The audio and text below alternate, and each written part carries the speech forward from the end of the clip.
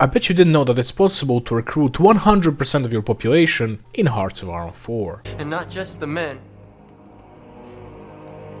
but the women.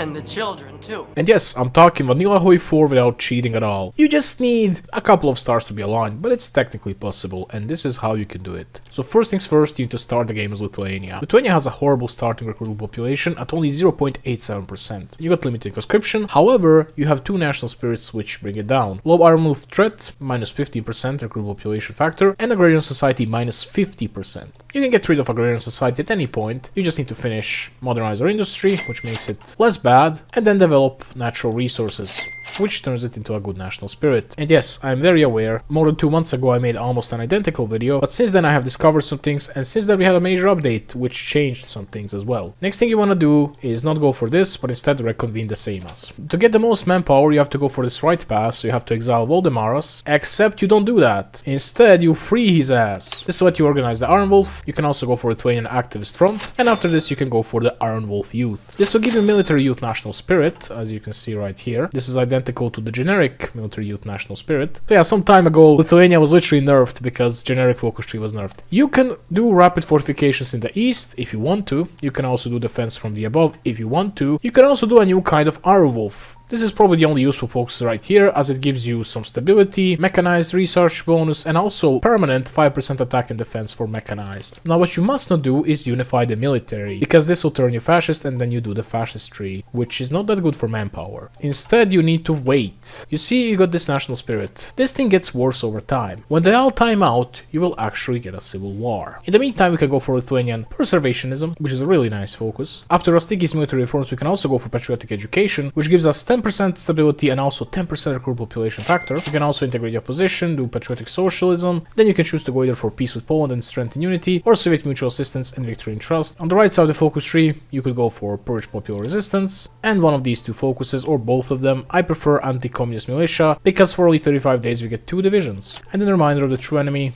where it doesn't really matter. At this point, if you did focuses regularly, not like me here, skipping them, Iron Wolf would already be a massive threat, and you'll be close to civil war, if not already in it. Anyway, one thing that you will need is democratic support. So I'm gonna hire this guy. Let's also hire this guy, and also this guy, so that they lower the fascist support. Okay, this national spirit has changed, now it's Iron Wolf volunteers. And yes, keep in mind, this does give you temporary recruit population factor. Well, it will be permanent if we went for the fascist path, but it's mutually exclusive to some other focuses on the right side of the focus tree, which are so much better for manpower. At this point, I could even ban fascism. Why not? The national spirit has changed once again. Now we're on a low Iron Wolf threat. And here we are, now we got moderate Iron Wolf threat. Once again, even less manpower and even more expensive conscription laws and even more daily fascism support. I think on the next national spirit we will start gaining fascist support even though they are banned. And here we go. High Iron Wolf threat. And I was right, we are getting fascist support now. And here we are, we got the worst national spirit that we can have right here, impending Iron Wolf uprising. Minus 75% recruit population fact, which means that with Agrarian Society you would literally have 0%. You also get 0.35 daily fascism support. And when this thing times out, we will get a civil war. But guess what? This civil war is actually bad. And this is what it does to your focus tree. You get a civil war.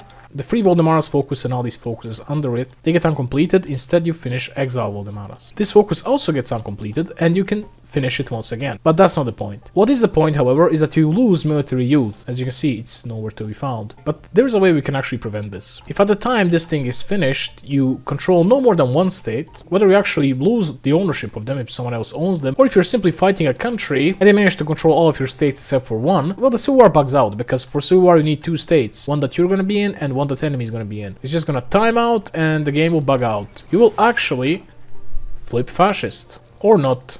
You will instead get the national spirit, popular resistance, which will permanently give you minus 10% stability, minus 10% war support. But don't worry, you're gonna get so many buffs, it's basically neglectful. Sometimes in the civil war you will flip fascist, sometimes you will stay non-aligned. And I'm not sure what determines it. Anyway, this way you will keep the military youth national spirit, as you can see right here. However, you will also keep the impending Iron Wolf uprising, which is a horrible national spirit. But you don't have to worry, because Exile Voldemaras is now finished. You can actually root out the Iron Wolf. This focus will remove their national spirit altogether, and you will also lose 10% fascist support. More importantly, this part of the focus tree has now opened up. You can go for a King of All People, a Martial Prime Minister, or Priestly Prime Minister. We have to go for a Priestly Prime Minister. This is what you do the Nationalist Council, and then Peasant Reform, which gives you 2.5% recruitable population. This focus also gives you 2 building slots and 1 infrastructure in every owned core states. So if you manage to form Baltic Union, you will get 30 building slots and 15 states will get 1 level of infrastructure. In the meantime, we can also do some more focuses here on the left. First one is the nation and its power, and then we got the presidential reform. This will replace underfunded military with competent military, which gives us another 20% recruitable population factor. Anyway, here's the meat and potatoes of this strategy. You can now restore public elections, after which you have to formalize the Baltic Entente. By doing this, we get a decision right here. If you formalize the Baltic Entente, we'll be able to create factions from now on, and we'll immediately create the Baltic Entente together with these 2 other Baltic countries. After this, we have to go for the Baltic Economic Union, the Pan-Baltic Bank,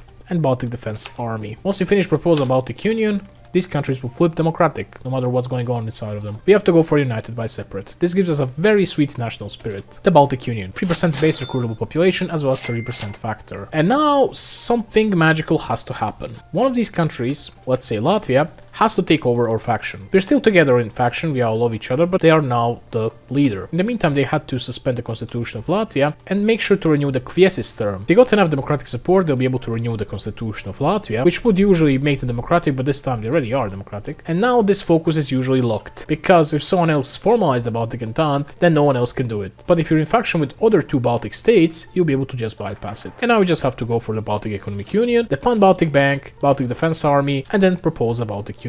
By the way, fun fact, this focus once again turns all the Baltic countries democratic, so if some of them manage to go like fascist in the meantime, they will go democratic again. And after this, you will think to go for united but separate to get 2 same identical national spirits, but that's not how it works. Let me show you. If I go for this focus, we have the Baltic Union right here and some other national spirits. But if you don't finish the last focus, then we got the Baltic Union right here, as well as the Baltic Union right here. Yes, this one is slightly nerfed, but you're able to stack them, because these are 2 different national spirits. They have the same icon, they have the same name, but they don't have the same ID, and they don't have the same stats. By doing this, I would try to make this national spirit be just like this one, and you can have 2 same national spirits. The game won't let you do it. Last but not least, Estonia once again would have to take over the faction from these guys. And they'd have to go for the Era of Silence, and they have to make sure to break the silence, which once again lets them do this focus, which they can bypass if they're in faction with other 2 Baltic states, and then they can go for the Baltic Economic Union, the Pan-Baltic Bank, and Baltic Defense Army. If they go for propose a Baltic Union, then they will try to have this national spirit twice, which means they won't be able to have it, they'll just have these 2. But if they don't go for that, they'll have 2 Baltic Union national spirits, as well as Baltic Economic Pact and Baltic Defense Army. So in total, from Baltic Union, we end up having 3% recruitable population, as well as 90% recruitable population factor. You can see we already got 220% recruitable population factor, which is insane. But we can have more. Let's not forget that you can obviously have more manpower if you go for higher conscription law, and the biggest conscription law is obviously scraping the barrel, giving us 25% base recruitable population. The biggest change from the previous video is the land doctrine update. At the end of the day, it doesn't really matter whichever doctrine you go for, but I'm gonna go for mass assault this time. Got 4 categories here: infantry, artillery and combat support, armor and operations. Doesn't matter which one you pick for armor or for artillery and combat support, these will not boost your manpower no matter what. Operations on the other hand, however, can boost your manpower. If you go for desperate defense, you immediately get 5% recruitable population. This is laughably cheap, and this breaks meta. For example, what stops you from doing this as USA? You just need 100 army experience for your doctrine and another 100 for this. For 200 army experience you can have, without any time spent or any exercises or anything, 5% recruitable population. Yes, it was possible for this update, but it would take you a couple of hundreds of army experience. Now it's just 200. And when it comes to infantry, if you pick irregulars, you can get some more manpower as well. And this one's the dumbest one in my opinion, because it doesn't require you to have any irregulars or militia unlocked, and when you start this doctrine, this sub-branch, you don't actually unlock them either. So it's really stupid why any country can do this, but any country can do this. Anyway, regulars give you some buffs, but the buff that we're looking for is right here at the 4th place, and that's Leve and Masse, which gives you 5% mobilization speed and 2% recruitable population. So at the end of the day, from the doctrines, you will get another 7% recruitable population. So at the end of the day, this is the maximum base recruitable population that you can get. 25% for scraping the barrel, plus 5% from desperate defense, that makes it 30. 2% from irregulars mastery makes it 32. Another 3% from the Baltic Union makes it 35. Military youth makes it 36. Lithuanian paramilitarists makes it 37. And peasant militia with another 2.5% makes it 39.5%. With 220 factor, but there's more. First things first, if Italy would magically puppet Lithuania, or any country really, and if they will go for either Italo-Balbo or Dino Grandi fascist paths, by finishing focus Italian hegemony, they grant all of their puppets a national spirit called Italian hegemony, which, among some other nice things, also gives their puppet 5% recruitable population factor. But there's more. If Hungary would go democratic by ending the White Terror and then going for establish the Second Republic, if they finish focus at the Danubian Federation, they'll create a faction called, you guessed it, the Danubian Federation. And then Hungary finishes the focus called War Against Extremism. Hungary and all the other faction members will get a national spirit, the War Against Extremism. So if Lithuania was in this faction, they would also get it, giving them some nice buffs, as well as 10% recruitable population factor. And lastly, there's one more thing that's left. If Lithuania would capitulate and lose its capital to, let's say, Germany, while being in Soviet faction, and if they would get their capital to be in Asia, God knows how, but let's say they got Vanuatu, I don't know. They actually don't have to own the state. They could, let's say, just capture North Korea or something from Japan, and their capital will move there because it's the only stuff that they control. Then when the Soviets eventually go for war measures in the East focus, among the other Comintern members in Asia, Lithuania would also get this event. The Soviet Union demands war measures. If they say no, they get nothing, but if they say yes, they get 10% train time debuff, but they also get 10% maximum entrenchment and, most importantly, 15% recruitable population factor, which will lead us to 250% recruitable population factor. And if we multiply 39.5% base recruitable population with 2.5, we would get 98.75%, just a little short of 100. But wait, didn't you say that you can get 100? Yes, you can. That's because I missed one thing last time. You just need to own the state of Pastaza before Peru attacks Ecuador. Then when Peru eventually selects move to secure Pastaza decision, which will start a war,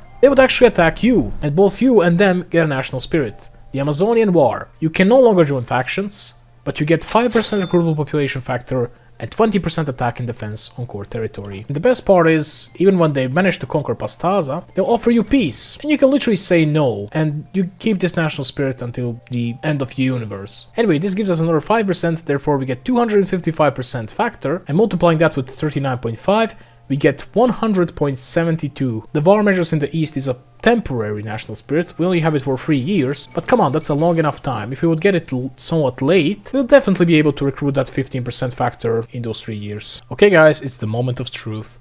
99.9%? Is it gonna stop at 100? Here we go, 100%. And it's still going! Okay, moment of truth. Let's see, will the manpower grow above 100%? Okay, it doesn't grow.